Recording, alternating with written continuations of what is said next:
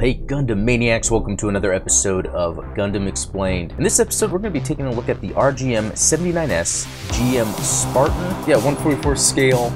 This is a P-Bandai release. This is one that went up, sold out immediately, in 4 minutes. So then Bandai released it again, sold out, and then again. And then they actually now made it where they had pre-orders would end at a certain date. So they realized the demand of this, and they are making it easily available if you want one. Before we get started, if you haven't, please subscribe. If you think this is a cool video, give it a like. Check the links in the description for ways you can support the channel. And check out our Discord. We have a lot of fun there. So let's get started. All right, and here we have it. Yeah, GM Spartan. This is just a badass design, based on a GM and the Sniper 2, right? Because of the legs, for instance, and kind of the build of it in general, which went on into the Pale Rider design. The neat thing about this is as soon as it came in the mail from P-Bandai, I dropped what I was doing, built this immediately. This is just one of those kits that I don't put in my backlog. Another interesting thing about it is the required detail and customization on it is very minimal. I didn't have to apply any paint or anything. I used some shots online, the official shots from P-Bandai. One thing I did notice is on the bottom of the feet, where those, what would be thrusters, was all gray. I just didn't bother with that. One thing I did not do with this, though, give it the matte top coat. That has to do with the time of year. The weather in Texas right now is insane. It would destroy this if I did that. But I did everything else. I panel lined it where necessary, put decals on it, and even using the reference photos for panel lining it, I noticed they did some very light panel lining, not even doing it real deep, dark black color, but not the gray. The gray was a little too light, so it was a little in between. It was a matter of using that Tamiya ink and just making it where there wasn't too much on it, kind of allow it to settle, rework it again. But this build was really fun, very reminiscent of the recent Slegger Law GM from Cuckoo Stones Island. I think that just has to do with this has a lot of newer parts, newer molds that Bandai is using, and you can kind of see that here. There's just something about it that makes it a fun yet easy and quick build. None of it is annoying, actually. It goes together all pretty easily. I mean, if I was to complain about something being annoying, it's going to be this little sensor thingy here on the shoulder. You put a yellow decal on it, and I guess there's actually two things I can complain about it. Is there's that black line in the middle. That required me to use a panel line marker and get it just right, and I didn't, and then I had to try to clean it up. That's a little harder to do. It might be easier to paint it yellow and then do the black on it, but the yellow color correcting sticker does great. I mean, and speaking of the yellow color correcting stickers, look at that on the crotch piece. That yellow V-fin, it looks like there's some dust in there. Or that yellow crest looks great, and that is a decal sticker. Those are hit and miss. Lately, they've been doing it right, although I'd rather it just been a color-separated piece, but that still looks really good. For some other details, there's a sticker that's actually behind the visor there. It's hard to see, but it's pretty neat. Some, add a little detail. I wanted to use Midnight Hatter's technique of putting those small LEDs in, but it is really, really, really small. It might be something I tackle later, because I'll have to drill some holes and figure out how to get that to work. Because this is kind of a smaller kit overall. Again, it's early in the 1 year war as far as canon goes. Moving up, actually there's a sensor here in the front, a sticker right here for the Federation, an old 2 on the side up here. I could have it came with some other stickers I could have used, but I didn't for the purpose of this. For this, I just wanted to kind of go clean. But before I was deciding to do that, I realized, wait a minute, I'm seeing some awesome pictures online of people just putting other decals on this that make it look good, because the look of this is very grounded, militaristic, just a grounded look. This isn't like the superhero type of robot. This is totally like some futuristic war machine. And, the GM Spartan, it could be, and it's been referenced before, what inspired Master Chief in Halo designs in general. The look of this made me want to think of going back and adding more real type markings throughout it to kind of fully realize that look, because this thing just looks awesome. The only other decal was put on this gun, which is pretty cool. And even building it is fun. It seems like as you're building it, you're putting it together like a gun. I don't know how to explain it, but you'll see when you build it. Again, these modern P-Bandais are pretty fun to build. And it comes with the extra trigger finger hand so that you can, and I'll show it later, have them hold it like that, two-handed. On the back, it comes with these detachable magazine holders. So you can pop on the magazine. The other one is on the back of this, and that can be removed. So that's pretty neat. I like the idea of fully gearing out an action figure, kind of like those old school G.I. Joes. Another neat thing here is this cylinder thing, radar thing in the back that lifts up. Let me see if I can grab that up. Okay, I'm glad I got a little bit of nail. But yeah, that is to pull that up in the back there. Looks pretty neat. I didn't even really research what that is. Maybe that will be a video. But pretty cool that it's got that on the back there. But this is awesome. It's got a sheath knife that he can pull out. This is badass. There's something silly about giant robots having knives, but also makes sense. There's a way to penetrate the armor. You could quickly get to the pilot, destroy some fluid systems to make it inoperable. I think See Destiny was the best representation of that when Shin was destroying that Lonengrin gun, if I pronounce that correctly. And he was like stabbing a bunch of mobile suits, throwing them around.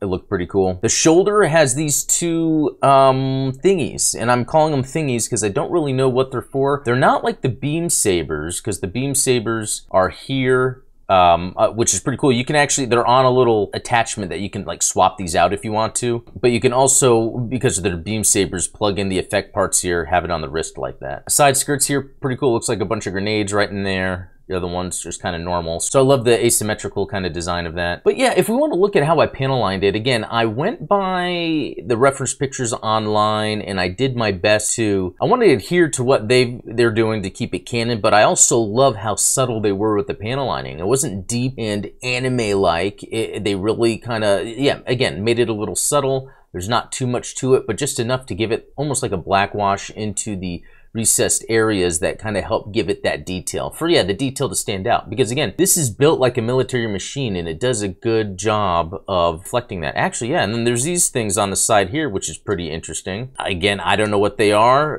That will be for a lore video, but they're just movable little elements on here. Speaking of movable, we got the shield too, which is pretty neat. That's just got a shield kind of built in. It's not a big shield though, but it's cool that it's got it there. And even the head, it's got the cool little, who knows if that's supposed to be a Vulcan slash radar thingy. It's got the antenna. I mean, this design is just top tier. I really can't wait to eventually maybe get some more real type markings, throw on a matte coat to really make this thing stand out. Because I gotta say, this is probably one of my favorite designs in terms of a high grade that I've built. And just the detail on it makes it look like more than a high grade.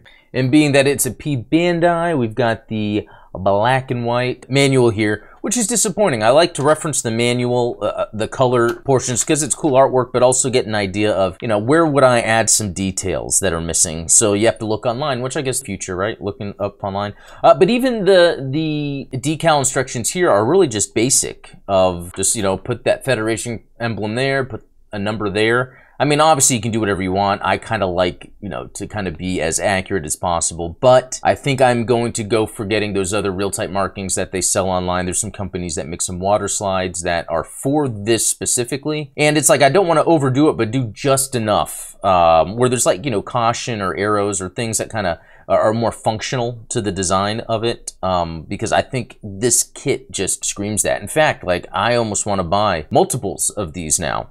But yeah, nothing much to the manual here. I don't even know if people really pause to look. But really, if you can tell from this, there's not a lot going on here. And that's what's funny. It's a quick and easy build, but the pieces and the way they are made to click into each other, it just actually makes it an enjoyable experience in the feel. So at the end of the day, this is a P-Bandai. It feels like a P-Bandai. Sure, the box is not colored. There's no color in the instructions. The kit itself, plastic, the detailing on this feels premium, and I love it. You know, I didn't really think about this, but let's dive into some of the articulation, because as I'm holding it, part of me wants to see what I can do to make this feel like an action figure. And you know what? I completely forgot to finish a thought I had earlier about this little scope thing in here that had the yellow. I had two complaints. You know, one was the panel lining I got. The other was that it would come off all the time. So when I was building it in the living room with my wife while we were watching TV, and I was pushing down on the decal while it was actually in here,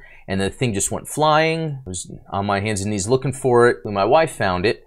And I realized, okay, you know what, I'm gonna glue it in. So I went ahead and glued this piece in. And I'm wondering if I wanna do the same with any of these other pieces. I know they're supposed to swap, but it's almost at the same time, I wanna figure out a way to make this feel sturdy like an action figure, because it's 99% there. I'd say moving this around, the only things that tend to fall off are the legs.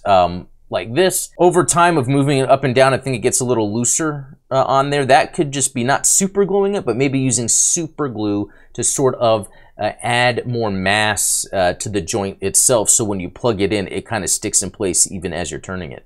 Because with this articulation, I mean, it's fantastic. It's like a lot of recent P-Bandais. You know, we don't get a full all the way up the bicep, but this is high enough. If you get past 90, that's good enough for me. The legs, I mean, they do a good job of doing whatever you need to. Yeah, they go out, and the you know, the feet have that little pivot there, which is really nice depending on a pose you're trying to do. Huh, yeah, that's a pretty good forward. Oh, it came off. So that could be, that's kind of typical somewhat with these model kits, is the waists are not the best. But I wouldn't say this is bad. Pushing forward, there's only so far you can get, I think, before it comes off. So even then, it's lifted up a little bit, and I'd have to press it down to secure it back in. It's not gonna stop you from getting the pose you want, but as you're posing, you could make it fall apart. But when it comes to the waist swivel, that is in pretty nice, and it does an awesome turn. I mean, you can turn it all the way around, so that's great there. Arms go up. This arm, I would say it's hindered a little by the shield, but it seems to be the same as the other arm anyway. But again, that's high enough too. I mean, a robot's only gonna go so far, right? Yeah, and the head, not hindered by anything, right?